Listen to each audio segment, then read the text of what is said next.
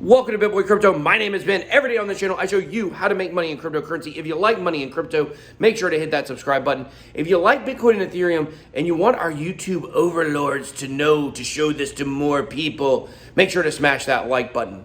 Guys, I don't have my gimbal. Thank you to the Super Bowl last night. They took it. I was really upset about it. You would think in 2021 that the NFL would want people to make content at the Super Bowl. But I guess not. So, guys, today, huge news. Bitcoin pumping. There's a very specific reason for this. Ethereum right behind it, getting ready to pop off. Who knows? Ethereum could be $2,000 by the end of the day, depending on how things play out. But the fact is, something happened. We're going to be talking about that. Also, guys, want to say my contest, the ByBit contest, is over now. I did finish in 10th place. I turned 4 Bitcoin into 17 Bitcoin during that contest. I really should have been higher in the rankings. If you watch the channel, you know why I wasn't. It was just kind of like a mistake in the rules of the contest. I really was up probably about 250, 300%.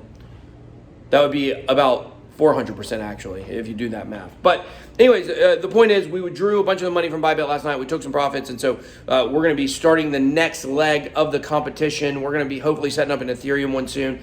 So if you want to go ahead and, if you want to go ahead and sign up for ByBit, make sure to visit bitboycrypto.com/deals. All right, guys, Bitcoin pumping. Why? Well, it's a very simple reason why Bitcoin's pumping. Today, an SEC filing from Tesla and Elon Musk reveals they just bought $1.5 billion in Bitcoin. That's bigger than the last Grayscale buy. And here's something I want you guys to keep in mind about this, okay?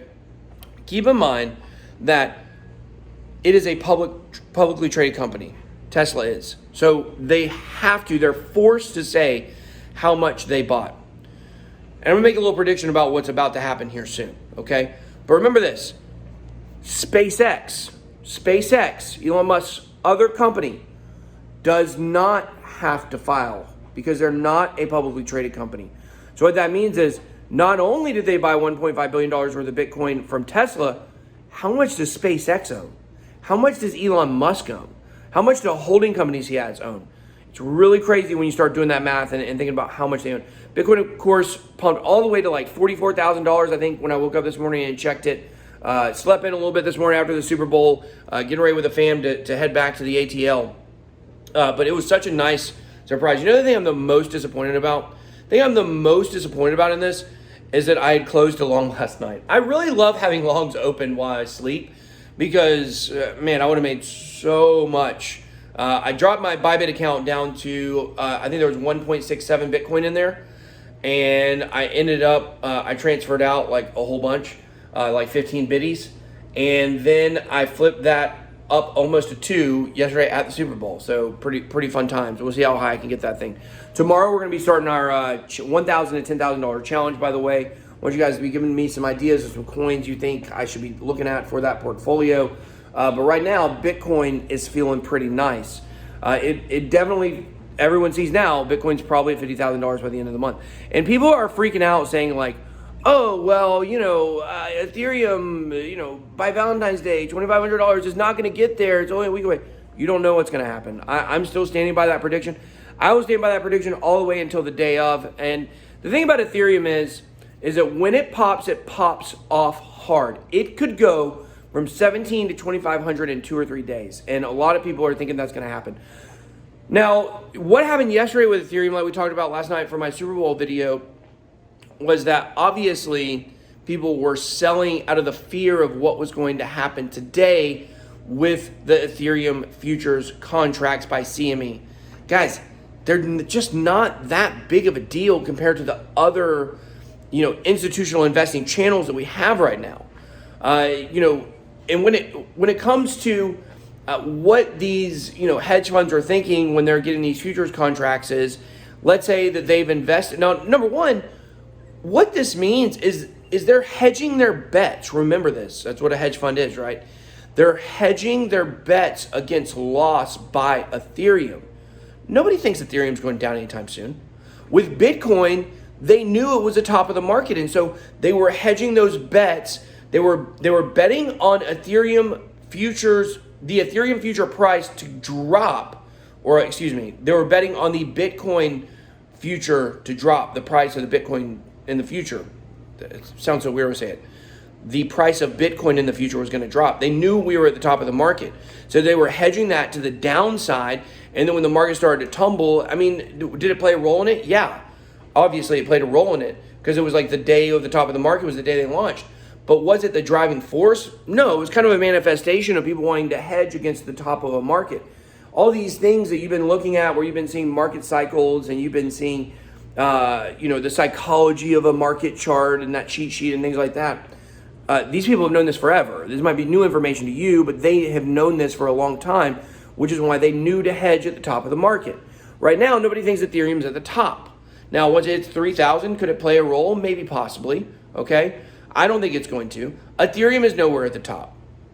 And so there's not a lot of reason for them to hedge low numbers on the downside. And these are paper Bitcoin.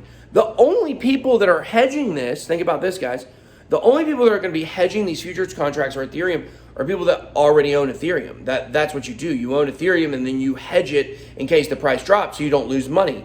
And, that's basically that's a short summary of how those work. And for me, I think that yesterday was strictly fear and panic selling over what could happen today. But what we're seeing now is it don't look like that's going to happen. What a day for this Elon Musk news to come out. What a day.